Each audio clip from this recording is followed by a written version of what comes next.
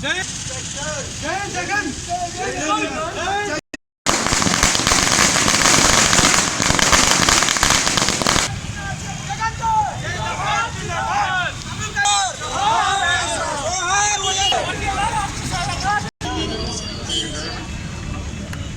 మన ఈయన సెల్లు కొంచెం ఎన్నికి రావాలి, ఎన్నికి వస్తే అంతా బాగుపడతారు.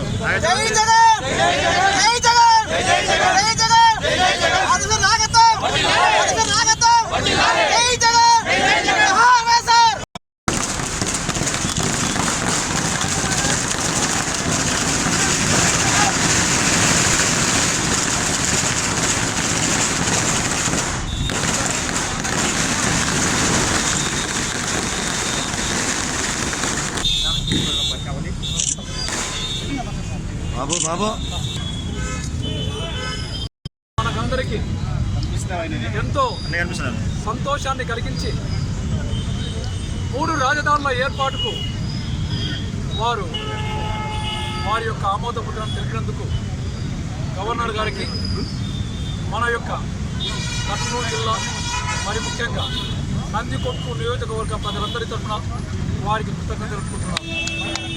మరి ముఖ్యంగా రాష్ట్రం బాగుండాలి, రాష్ట్రంలోని ప్రజలు బాగుండాలి, అన్ని ప్రాంతాలు బాగుండాలి అన్నటువంటి ఒక గొప్ప ఉద్దేశంతో, ఒక గొప్ప తపనతో ప్రజల మేలును కోరుకుంటూ, ప్రజల ఆకాంక్షను కోరుకుంటూ, ప్రజల యొక్క ఎదుగుదలను చూసి సంతోషపడేటువంటి మన యొక్క ముఖ్యమంత్రి వైఎస్ జగన్మోహన్ రెడ్డి గారికి, మన కర్నూలు జిల్లాకు హైకోర్టును ఇచ్చేందుకు వారికి మనస్ఫూర్తిగా మన నందికొట్టు నియోజకవర్గం తరఫున కృతజ్ఞతలు తెలుపుకుంటున్నాం.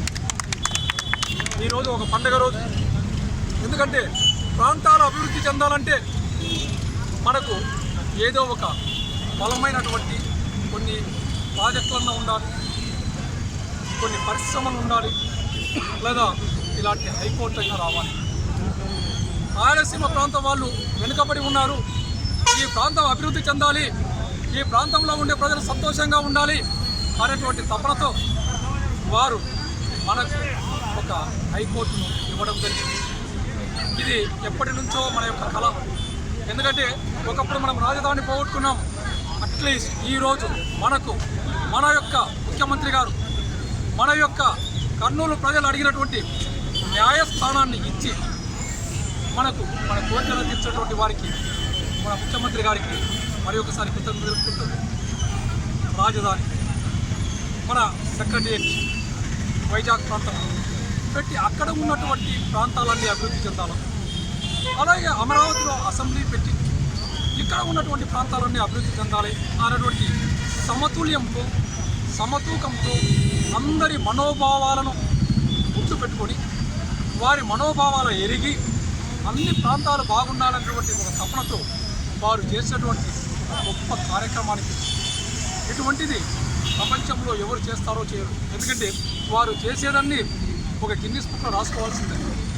ఒక సచివాలయ వ్యవస్థ అయితేనే, ఒక వాలంటరీ వ్యవస్థ అయితేనే, రైతుల గురించి ఆలోచించేటువంటి వ్యక్తి అయితే, పిల్లల గురించి, ఇంగ్లీష్ మీడియం గురించి ఎక్కడ ప్రపంచంలో లేనటువంటి విధంగా ప్రతి ఒక్కరు, ప్రతి ఒక్క కుటుంబము, ప్రతి ఒక్క మనిషి, సగటు మనిషి బాగుండాలి, సగటు మనిషి సంతోషంగా ఉండాలి, రైతు సంతోషంగా ఉండాలి, ప్రతి వ్యక్తి, ప్రతి పేదవాడి పిల్లవాడు చదువుకొని వారి యొక్క మంచి వృద్ధిలోకి రావాలి, ఒక గొప్ప ఉద్యోగాలు చేయాలన్నటువంటి తపనతో ఉన్నటువంటి ఒక ముఖ్యమంత్రి మన రాష్ట్రానికి కావడం, వారి యొక్క నాయకత్వంలో నాకు అవకాశం వచ్చినందుకు నేను వారికి శిరస్సు వంచి వారి పాదాలకు నమస్కరిస్తూ ఉన్నాను.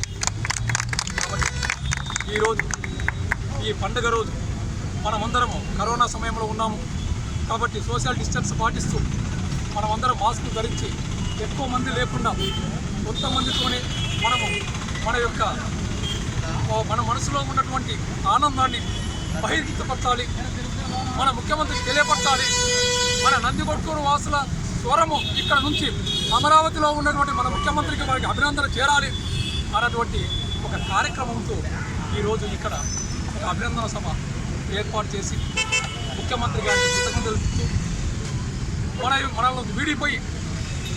మనల్ని వీడిపోయినటువంటి దివంగత నేత డాక్టర్ వైఎస్ రాజశేఖర రెడ్డి గారి విగ్రహానికి పాలాభిషేకం చేసి వారి ఆశీస్సులు తీసుకొని మన జగనన్న పటానికి పాలాభిషేకంతో వారిని అభిషేకించి వారిని కీర్తించి ఈరోజు ఇక్కడికి వచ్చినటువంటి ప్రతి ఒక్క మండలంలో ఉన్నటువంటి ప్రతి ఒక్కరికి పేరు పేరున నమస్కారాలు తెలుపుకుంటూ మనమందరము గట్టిగా మన యొక్క జగనన్నకు మరి ఒకసారి మన యొక్క సంతోషాన్ని తెలియపరచాలని చెప్పేసి కోరుకుంటూ జై జగన్, జై జగన్, జై జై జగన్, జై జై జగన్.